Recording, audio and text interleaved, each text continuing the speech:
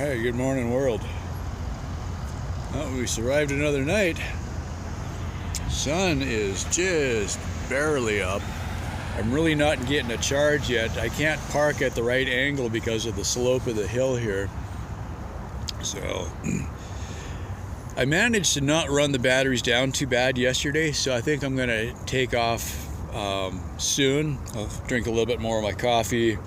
Had some tasty mix something breakfast something or other. I think it was sausage and egg. Yeah, I think that's about right. Anyway, I had a decent sleep last night. I am going to take it back home today. I was kind of confused or deliberating, but I came up with a list of things I'm going to tweak and change and stuff, so it kind of made sense. Give it I think I can be back to where I am now in a week. We'll see. That gives me about 2 days of fixing and then 2 days of travel each way. Yeah, it won't be very long at home, that's for sure. Not long enough to get comfortable. But, however, it will be long enough to completely unpack everything and make a mess. But these things have to happen sometimes, so just kind of waiting to see. At the moment, it's going to be a tailwind going home, so that's good. I'm looking over at the flag. That's, you know, I'm not always patriotic, but the flags are good wind indicators. So birds are just coming to life. So yeah, 8 o'clock. That's a new record, I think. Usually it's closer to 9 by the time I get going. So that's the trick. If I can come into camp and not have dead batteries, that means I got power left for whatever's next, kind of thing. So I planned a new route. I'm backtracking, but the way I came to here through El Paso was up and down a lot of hills, and the way I'm going back looks a lot flatter. It's like I mentioned yesterday. Okay, there's this mountain that runs right through the middle of town, right? So the town wraps around the mountain. Well, the scenic route that the bike GPS was trying to take me on was on the edge of that hill. It was pretty steep, and thankfully I didn't go up it. I was looking at it, and I started going up. I'm like, well, maybe I could make it, but then, you know, coming back down is when I tore the brake off. So that would have been dicey if I would have been at the top instead of only a little ways up. So that was, I guess, you know, laziness pays off again. Anyway, so hit the road shortly. Yeah, it's like 10 after 8 now, so we should be rolling by 8:30. That'll be great. Plus, there's very few clouds. There's a few. But yesterday, it was a lot cloudier. I mean, not super cloudy, but just enough that the first 3 or 4 hours, I didn't really feel like I was getting a good charge. So a little bit makes a difference. All right. About 9:30 in the morning, I'm down right on the border, as evidenced by the wall. Apparently Mexico. And Border Patrol. All right. Basically, I was starting to sweat. It was just cold enough. I left my sweats on this morning, so I figured I'd pull over and stop. And I've never gotten a picture of the wall, so I thought, well, let's go ahead and get that while we're here, such as it is.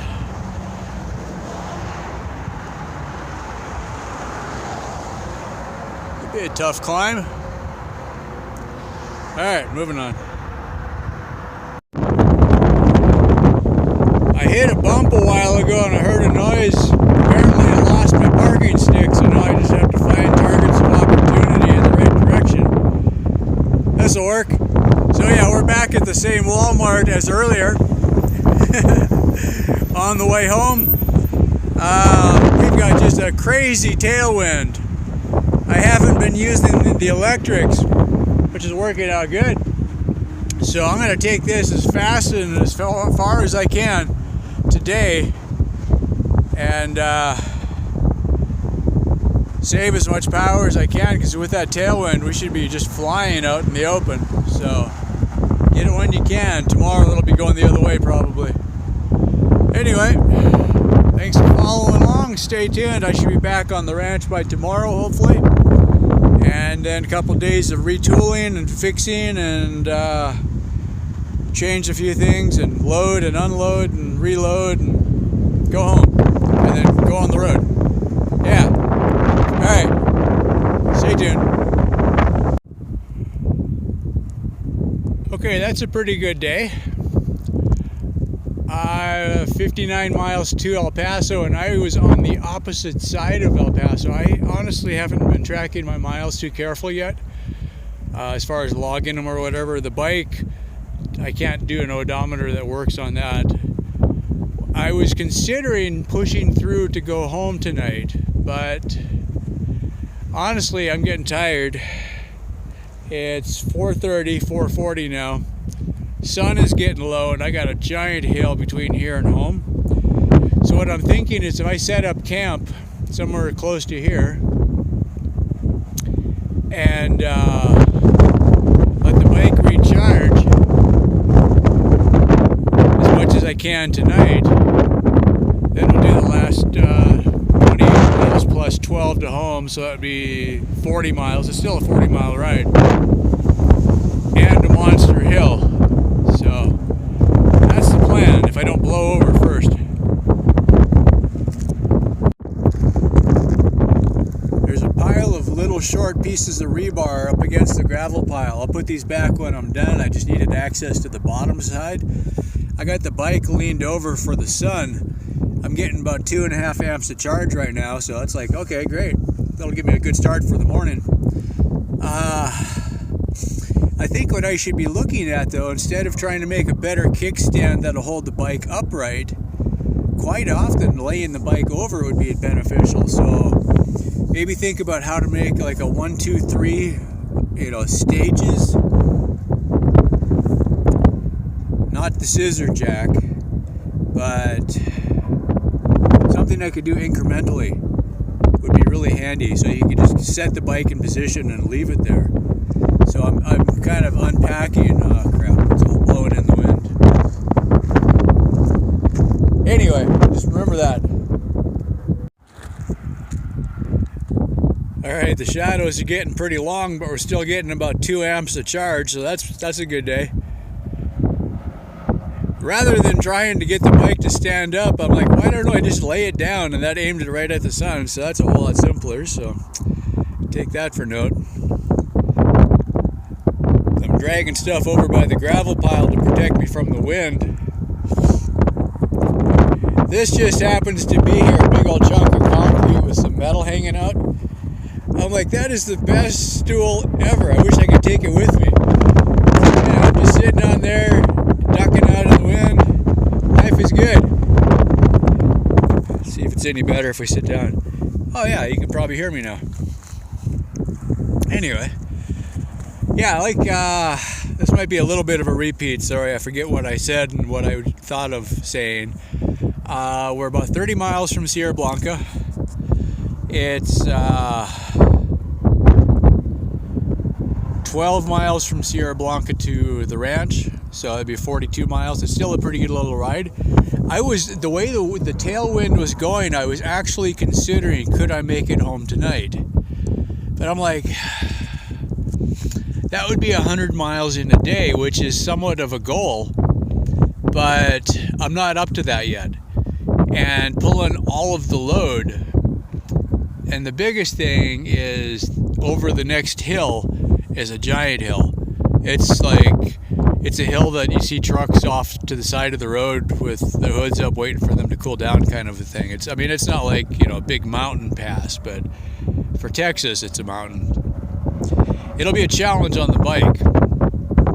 So I thought rather than doing it end of the day with no power, stop here, let the batteries charge just as much as possible, and knowing it's only probably 4 hours from here to home, I don't have to leave too early even. I'm not going to sit here for very long if I can help it, but I don't have to leave at 7 o'clock in the morning kind of thing. let the sun get up a little higher. If it's 8 or 9 when I hit the hill, then at least I'll get a little bit of sun. And I might do it in stages. Go up a mile and stop and let the battery recharge a little bit, kind of thing. Part of this is just testing how it works. What works best. The harder I work, the less the motor and batteries have to work.